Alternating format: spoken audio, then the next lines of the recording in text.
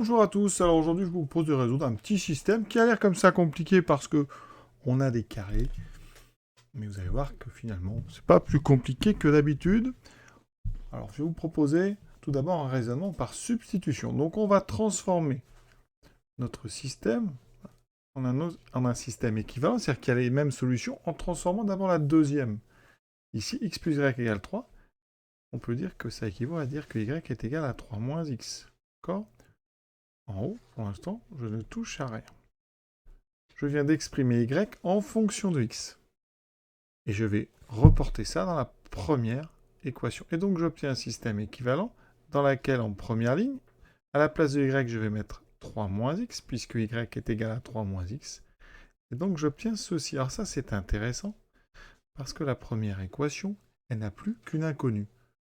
C'est x. Vous voyez, donc on va voir ce qu'on peut en faire de cette équation. On va tout d'abord développer 3 moins x au carré. Alors, 3 moins x au carré, c'est une identité remarquable. A moins b au carré. Donc, je vous l'écris. A carré moins 2a b, moins 2 fois b, plus b au carré. Donc, j'applique cette identité remarquable pour a égale 3 et b égale x.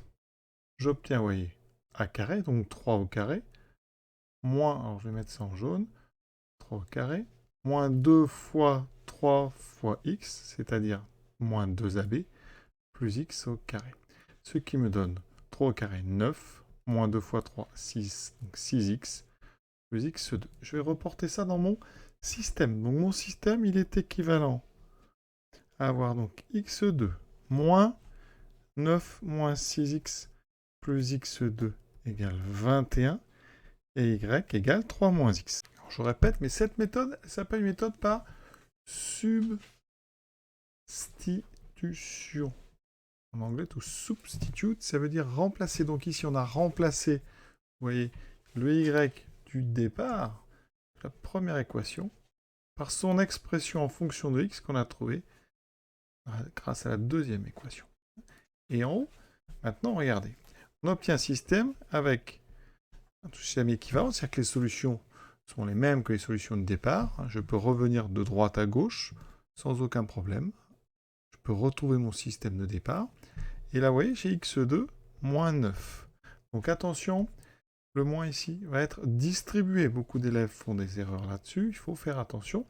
x2 moins 9, moins 6, qui me donne plus 6x, moins x2 égale 21. Et y est toujours égal à 3 moins x. J'obtiens comme première équation, et là ça devient intéressant, parce qu'ici x carré s'annule avec moins x2. J'obtiens donc moins 9 plus 6x égale 21. Y égale 3 moins x. Regardez la première équation. C'est une équation du premier degré. Je sais la résoudre en seconde. 6x égale 21. Je vais me débarrasser de ce moins 9 en ajoutant 9 de deux côtés. Donc, le moins 9 de gauche va être compensé par un plus 9 à droite. Et là, on a terminé. Parce que ça me fait donc 6x égale 30. Y égale 3 moins x. Et en divisant par 6 des deux côtés, ça me fait x égale 30 sur 6, donc x égale 5. Et donc y égale 3 moins 5, moins 2.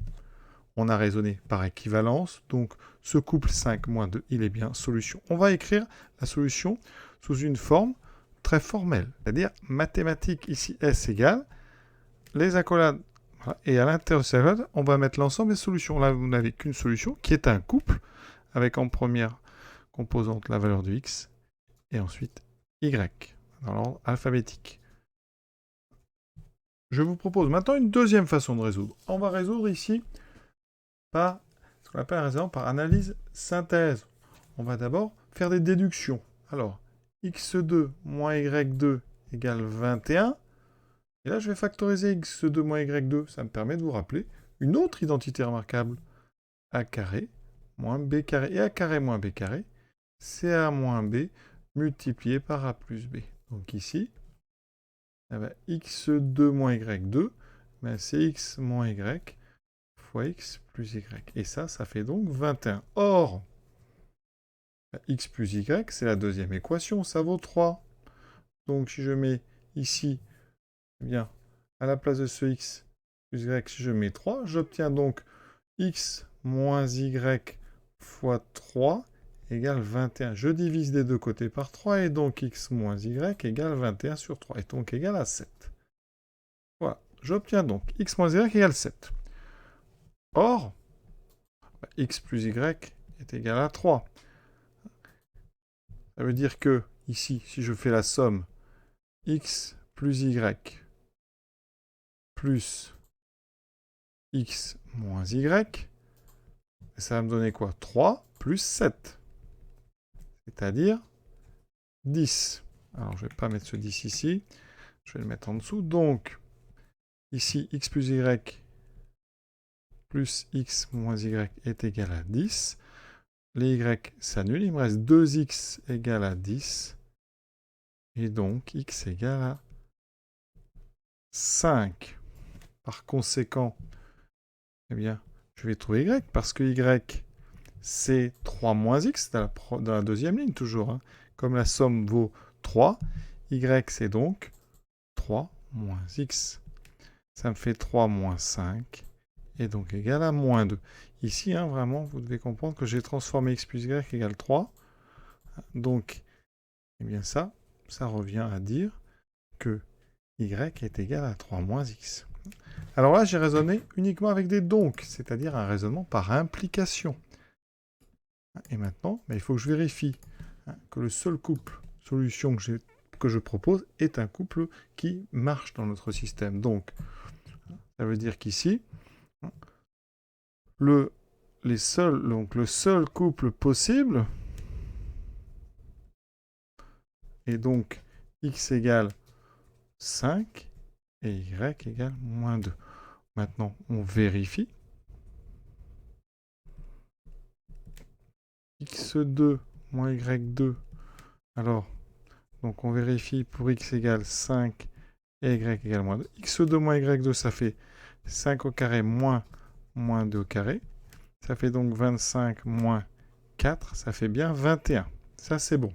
Et maintenant, la somme, x plus y est bien égale à 5 plus moins 2, ce qui fait 3. Donc, ça veut dire qu'ici, eh bien, le couple 5 moins 2 est l'unique solution. Il n'y avait qu'une solution possible, elle est vérifiée, donc c'est l'unique solution de notre système. Alors ça, c'est un raisonnement dans lequel on a utilisé, vous voyez, à chaque fois des implications. Donc, quand on utilise des implications, il faut à la fin vérifier les solutions que vous avez trouvées, parce que ce sont des solutions potentielles. Peut-être qu'elles ne fonctionnent pas. En conclusion, je dirais qu'un raisonnement par équivalence avec les doubles flèches, ça a l'avantage qu'on n'a pas besoin de vérifier. Ça a l'inconvénient que quand on est un élève en seconde, on ne sait pas toujours vraiment si on manipule des équivalences. C'est assez compliqué parfois, vous savez, ce genre de choses.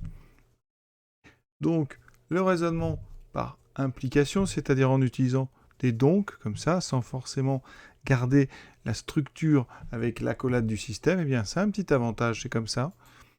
On n'a pas forcément besoin de prendre beaucoup de précautions. On a juste, à la fin, par contre, à vérifier que le couple qu'on propose, ou les couples qu'on propose, sont ou ne sont pas solutions.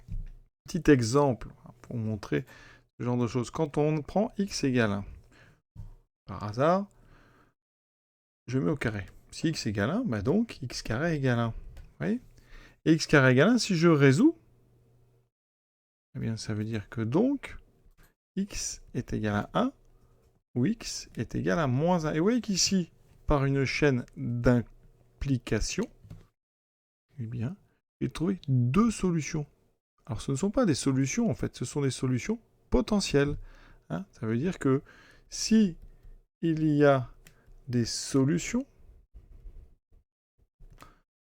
alors ce sera 1 ou moins 1, ou les deux. D'accord ? 1 ou moins 1, ou les deux. Donc on fait des tests, ça c'est ce qu'on appelle l'analyse. Et maintenant, en synthèse, on vérifie. Donc testons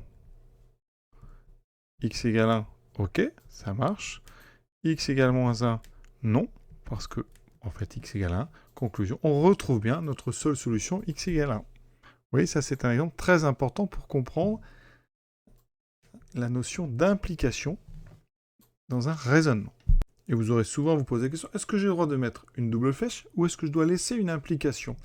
Autrement dit, est-ce que x égale 1, effectivement, implique x carré égale 1? Est-ce que, voilà, ma question, est-ce que je peux mettre une double flèche? Est-ce que les deux choses sont équivalentes?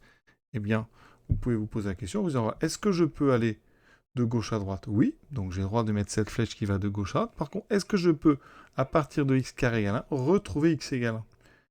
Eh bien ici, non, parce que si x carré égale 1, ça veut dire que je ne sais pas si c'est 1 ou moins 1, donc je ne peux pas revenir à mon information de départ. En mettant au carré, en fait, j'ai perdu le signe. C'est pour ça que les deux informations ne sont pas équivalentes. Donc, à gauche, je sais que x est positif et égal à 1. À droite, je sais que son carré vaut 1, mais je ne sais plus qu'il est positif. Et donc, je peux hésiter entre 1 et moins 1. On va s'arrêter là pour cette petite discussion sur l'équivalence et l'implication. Je vous souhaite une bonne fin de journée et à bientôt.